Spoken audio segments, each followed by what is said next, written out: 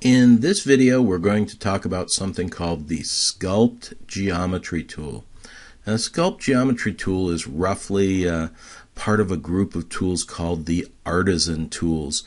They're called the Artisan Tools because you actually use them to paint effects on an object's surface. And sometimes that's color, sometimes it's other things. For the Sculpt Geometry Tool, it's actually painting a change in the surface.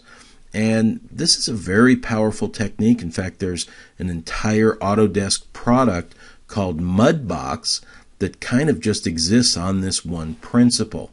And, you know, that's a product. It's a good product. There's a competing product called ZBrush that's maybe a little more famous.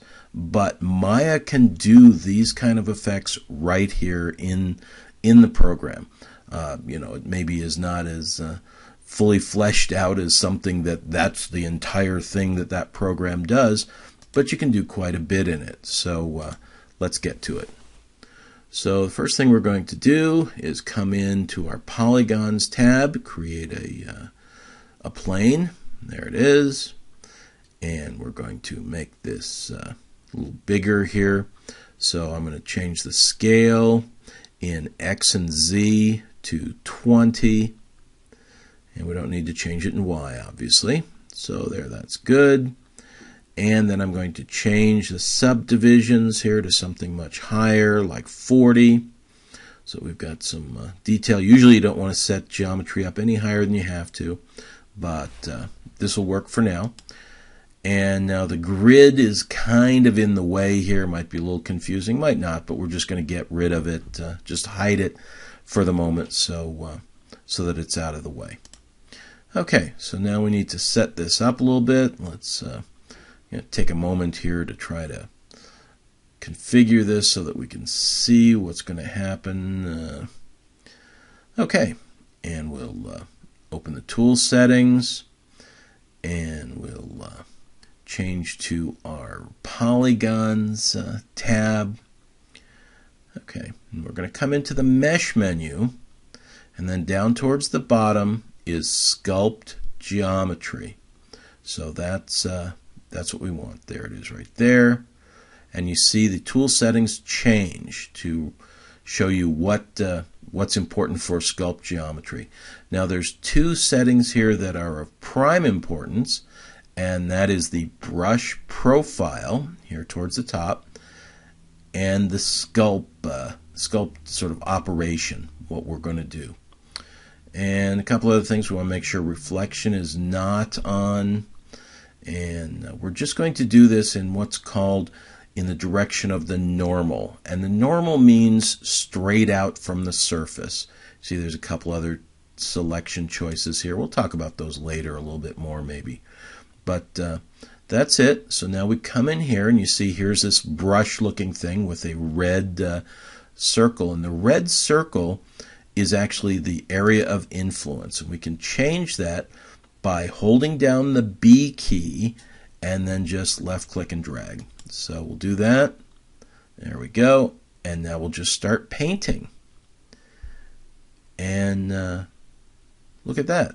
The surface, and maybe it's a little hard to see, but the surface is actually moving up as we're painting. We are changing the surface. We're modeling the surface. Now it goes up this limit of how far we've set, and we'll talk about that in a second, and then it stops. But as soon as we release the brush and then or release the mouse button and then go to do another brush stroke, you see we can move it up another one of those distances here. So we'll just move this up around. Isn't that nice? Now this works based on the normal, so that now that we have displaced this surface, if we go to the edge, we can actually move it out in that direction. And that's kind of odd, so let's Z to undo that. Okay, so here's our there's our displacement distance we can change. There's our moving it in the direction of the normal. We can change that to the x-axis or the y-axis or the z-axis or a couple other settings here. Generally you want the normal. It's the most predictable, but you have other settings. We have other things we can do here.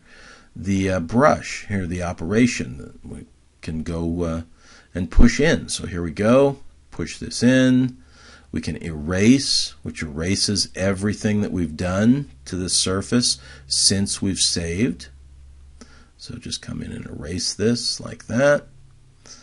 And go back to this indent tool and make a little indentation here. Maybe we'd use that for a lake in a landscape.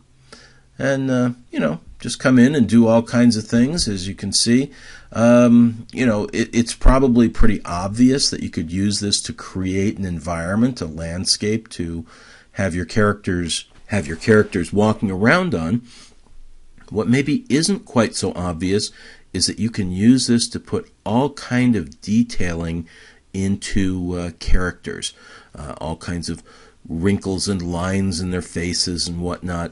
Once you've built them out, once you've made your geometry much heavier, and that's really a product like ZBrush or Mudbox. That's kind of where they excel. But you can do it in Maya here too. And certainly the basic stuff you can very easily do in Maya. And this has a much easier learning curve than either of those other two products. So that's where we're going to leave this video, and we'll see you in the next one.